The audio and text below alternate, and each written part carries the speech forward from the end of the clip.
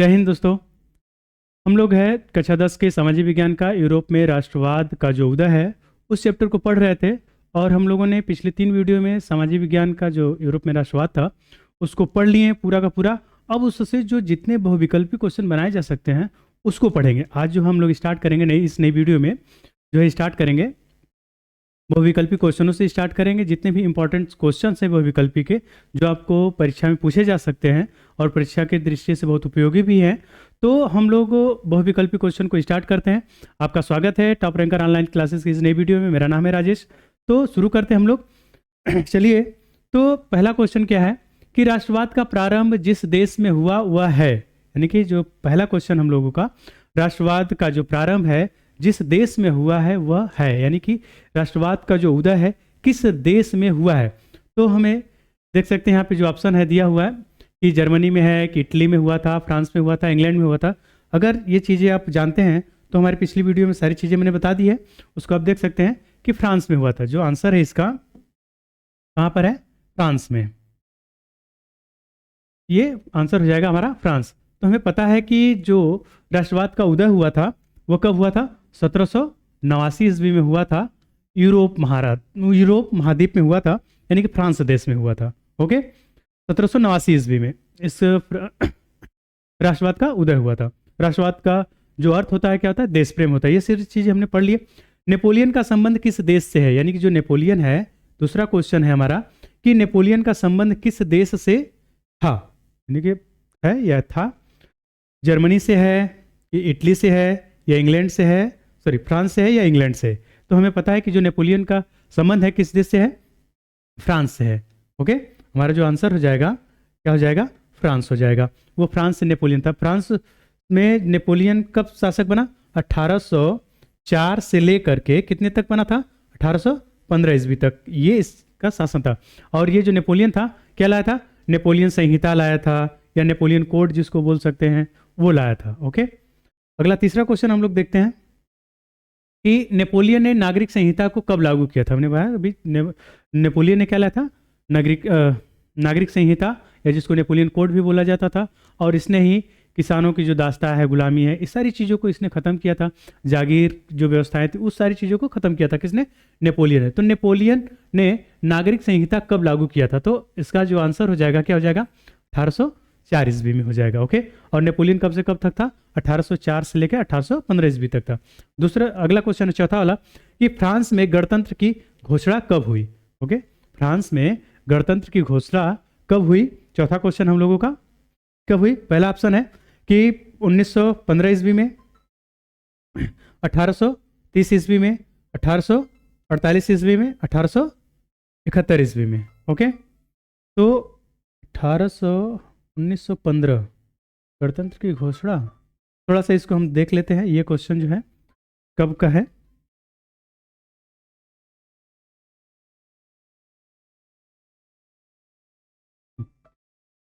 Okay, तो ये जो है यहाँ पे थोड़ा सा मिस्टेक है। यहाँ पे कितना होना चाहिए? 1815 होना चाहिए। ओके, आंसर क्या हो जाएगा? 1815। फ्रांस में जो है गणतंत्र की घोषणा कब हुई थी? 1815 में। ये ऑप्शन थोड़ा सा गलत हो गया था। अगला क्वेश्चन हम लोग देखते हैं कब था कि यूरोप में राष्ट्रवाद के उदय के कारण निम्नलिखित में से कौन से थे, यानी कि यूरोप में राष्ट्रवाद के जो उदय है उसका कारण क्या क्या था। तो पहला है मध्यम वर्ग का उदय हुआ था, उदारवादी विचारधारा का प्रसार हुआ था, क्रांतिकारियों का उदय हुआ था। ये सभी, ये ऑप्शन है कि कौन सा था, यानी कि वो पूछ रहा क्या क्या कारण थे। तो हम लोगों को पता है कि ये यूरोप में जो मध्यम वर्ग आया था, पहले क्या था? 1789 ईस्वी से पहले बहुत अमीर लोग हुआ करते थे और बहुत गरीब लोग हुआ करते थे। उसमें तीसरा वर्ग कौन सा विकसित हुआ? मध्यम वर्ग विकसित हुआ। और यही विचारधारा, इन्हीं के लोग, ये मध्यम वर्ग के ही उदारवादी या इनके जो विचार थे राष्ट्रवाद के प्रति, और क्रांतिकारियों का भी उदय हुआ था। तो यानी कि जो हमारा ऑप्शन हो जाएगा कौन सा हो जाएगा? डी, ये सही हो जाएगा। फिर अगला क्वेश्चन है छठवां कि यूरोप में किस दशक में बड़ी आर्थिक मंदी आई थी, यानी कि यूरोप में जो आर्थिक मंदी कब आई थी, यानी कि बेरोजगारी बहुत ज़्यादा बढ़ गई थी, महंगाई बहुत ज़्यादा बढ़ गई थी, तो वो कब आया था? क्वेश्चन नंबर 6 है कि यूरोप में किस दशक में बड़ी आर्थिक मंदी आई थी। क्वेश्चन नंबर 6, ठीक है। तो ऑप्शन है 1820 में आई थी, कि 1830 में आई थी, 1840 में, कि 1850 में आई थी। तो जो ऑप्शन है हमारा सही हो जाएगा 30 में आर्थिक मंदी सबसे ज़्यादा आई थी उस टाइम। और एक क्वेश्चन और भी बन सकता है यहाँ से कि विश्व में जो आर्थिक मंदी आई थी कब आई थी। तो विश्व में अगर पूछा जाए क्वेश्चन में कि विश्व में कब ऐसी आर्थिक मंदी आई थी, तो 1929 से लेकर लगभग 1929 से 1939 ईस्वी तक, 39-40 जो भी ऑप्शन में आपको मिल जाए, तो ये भी याद रखिएगा कि विश्व में आर्थिक मंदी कब आई थी। तो लगभग 1929 से लेकर 1939 ईस्वी तक, इस दशक में आई थी।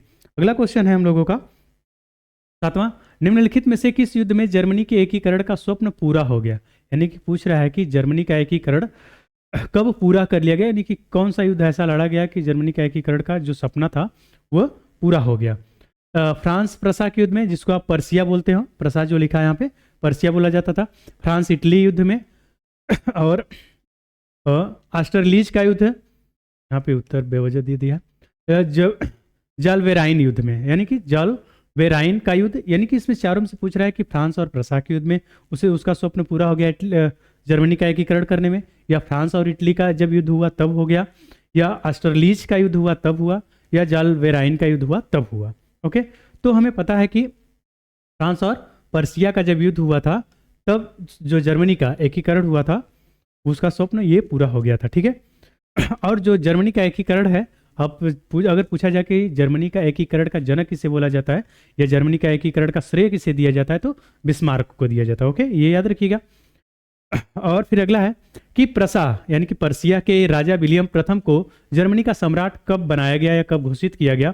दिसंबर 1870 ईस्वी में, 70 ईस्वी में, दिसंबर 1870 ईस्वी में, जनवरी 1870 में, जनवरी 1871 में, कि जनवरी 1872 ईस्वी में। हमारा जो ऑप्शन है ए दिसंबर 1870 ईस्वी में है, बी जो है जनवरी 1870 ईस्वी में, जनवरी 1871 ईस्वी में, जनवरी 1872 ईस्वी में, यानी कि कब जो प्रसा का राजा विलियम प्रथम बना। तो आंसर हो जाएगा हमारा सी, जो आंसर हो जाएगा सी, जनवरी 1871 ईस्वी में। ओके, अगला क्वेश्चन है हम लोगों का कि जर्मनी के एकीकरण में मुख्य भूमिका किसकी थी। अभी हम लोगों ने अभी ऊपर मैंने बताया, अगले क्वेश्चन में अब देख सकते हैं ऑप्शन क्या है, गैरिबाल्डी था, बिस्मार्क था, या नेपोलियन है, या इनमें से कोई नहीं। तो जर्मनी का एकीकरण की जो मुख्य भूमिका किसने निभाई थी, तो ऑटो वान बिस्मार्क ने। इसका नाम क्या है, बिस्मार्क, इससे आप याद रखेंगे। और गैरिबाल्डी को जानते हैं कि इटली का एकीकरण कर सकते हैं, और नेपोलियन को जानते हैं कि फ्रांस का जो शासक था 1804 से लेकर 1815 ईस्वी तक बना था। अगला क्वेश्चन है, निम्नलिखित में से किसने इटली के एकीकरण को संभव बनाया। यानी कि इटली के एकीकरण अभी हमने बताया किसने संभव बनाया। ठीक, मेजनी ने बनाया, गैरिबाल्डी ने बनाया, काबूर, इसका जो नाम है भाई क्या है, काबूर।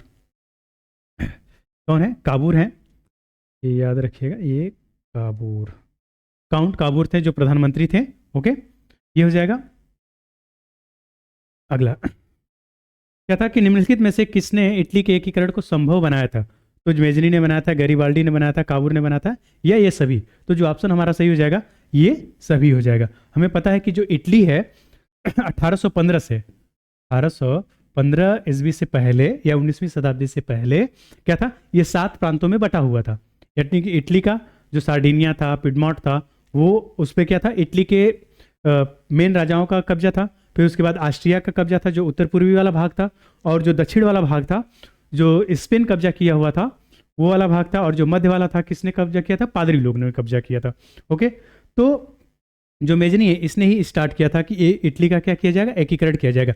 और एक काउंट काबूर साहब जो थे प्रधानमंत्री थे, एक शिक्षित व्यक्ति थे, इन्होंने ही ऑस्ट्रिया को हराया था। यानी कि उत्तरी भाग को किसने आज़ाद कराया था, काउंट काबूर ने। और गैरिबाल्डी जो क्या था, एक नाविक था, और इसने किसानों की मदद से जो इटली का दक्षिणी भाग था, स्पेन के कब्जे में था, उसको क्या कराया था, आज़ाद कराया था। तो ओके, इतना सारा चीज़ हो गया। अगला क्वेश्चन हम लोग देखते हैं कि जोसेपे मैत्सनी को किसने सामाजिक आदेश का सबसे बड़ा दुश्मन बताया था।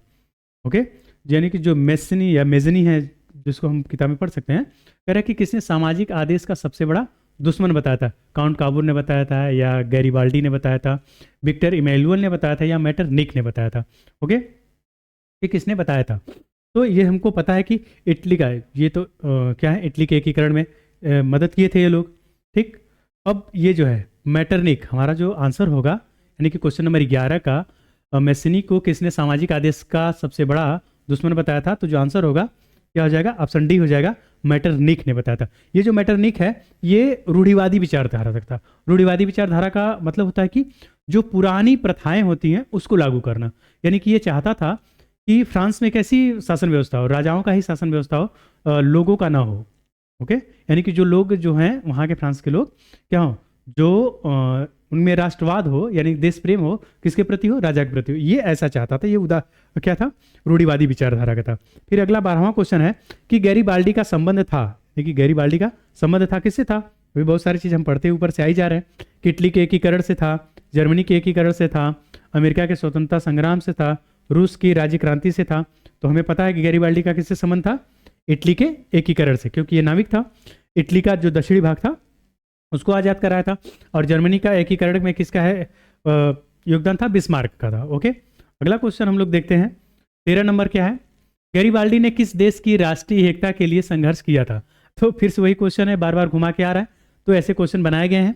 हमें पता है कि किस देश के लिए किया था, तो इटली के लिए किया था। ओके, अगला क्वेश्चन है कि इंग्लैंड में राजतंत्र को कब समाप्त कर दिया गया। ओके, कह रहा है कि इंग्लैंड में राजतंत्र यानी कि राजाओं का जो सिस्टम था वो कब समाप्त कर दिया गया। ठीक है, 14 नंबर क्वेश्चन है हम लोगों का कि इंग्लैंड में राजतंत्र को कब समाप्त कर दिया गया था। 1660 ईस्वी में समाप्त कर दिया गया था, या 1672 में, या 1668 में, या 1696 ईस्वी में, कब खत्म कर दिया गया था।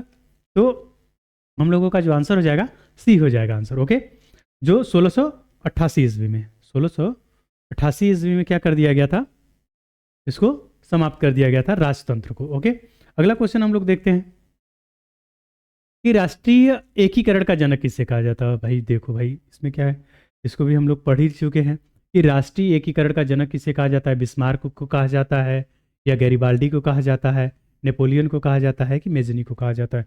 ओके, तो क्वेश्चन नंबर 15 का जो आंसर होगा क्या हो जाएगा, ए, बिस्मार्क जो है राष्ट्रीय एकीकरण का जनक कहा जाता है, बिस्मार्क को।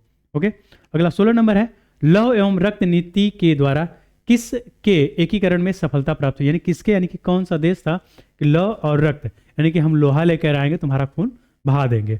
ओके, ऐसा किसने कहा था, तो बिस्मार्क ने कहा था। तो बिस्मार्क के का जो बिस्मार्क का संबंध है किस देश से है, वो आपका जर्मनी से है। ओके, आंसर क्या हो जाएगा, जर्मनी। 16 नंबर का जो क्वेश्चन है, लौह एवं रक्त नीति के द्वारा किस में यानी किस देश के एकीकरण में सफलता प्राप्त हुई थी, तो वो किससे हो जाएगा, जर्मनी से। अगला क्वेश्चन हम लोग देखते हैं कि किससे हो जाएगा भाई, ग्रीस यूनान को एक स्वतंत्र राष्ट्र के रूप में कब मान्यता मिली। यानी कि जो ग्रीस है, यूनान है, यानी कि हमको भी पता है कि ग्रीस पर यानी यूनान पर ऑटोमन साम्राज्य का क्या था, शासन था। तो इन लोगों ने भी 1821 ईस्वी में संघर्ष किया था, और 1821 से लेकर 1832 तक क्या संघर्ष किए थे। तो 1832 में इनको स्वतंत्र यानी कि स्वतंत्र राष्ट्र के रूप में मान्यता मिल गई थी। तो ऑप्शन है हमारे पास कि 1821 ईस्वी में, कि 1832 ईस्वी में इसे स्वतंत्र राष्ट्र के रूप में घोषित किया गया था, कि 1871 ईस्वी में, या 1875 ईस्वी में। कौन सा ऑप्शन सही होगा, हमारा जो 17 नंबर का क्वेश्चन है वो बी ऑप्शन 1832 ईस्वी में एक स्वतंत्र राष्ट्र के रूप में किसको घोषित कर दिया गया था, यूनान को, ग्रीस को। हमें पता है कि ग्रीस पर किसका शासन था, ग्रीस पर शासन था तुर्की लोगों का शासन था, जो कि ऑटोमन साम्राज्य बोला जाता था। ठीक है, ऑटोमन साम्राज्य का शासन था। ठीक है, और 1821 ईस्वी में क्या किया था, इन्होंने संघर्ष शुरू किया था। ठीक है, 1821 ईस्वी में ग्रीस में संघर्ष शुरू हुआ था और 1832 तक चला था। तो 1832 में जाकर के ग्रीस को एक स्वतंत्र राष्ट्र के रूप में मान्यता दे दी गई थी। ओके, अगला है हम लोगों का क्वेश्चन। अच्छा हाँ, एक चीज़ और है कि ग्रीस में यानी कि जो ग्रीस को एक स्वतंत्र राष्ट्र के रूप में मान्यता दी गई थी, तो किस संधि के द्वारा दी गई। अगर ऐसा क्वेश्चन आ जाता है कि किस संधि के द्वारा इसे स्वतंत्रता मिली थी, तो संधि का नाम याद रखिएगा। इस संधि का क्या नाम है, संधि का बहुत इंपॉर्टेंट नाम है भाई, कुस्तून तुनिया ना, कुस्तून तुनिया, कुस्तून गड़बड़ हो गया, कुस्तून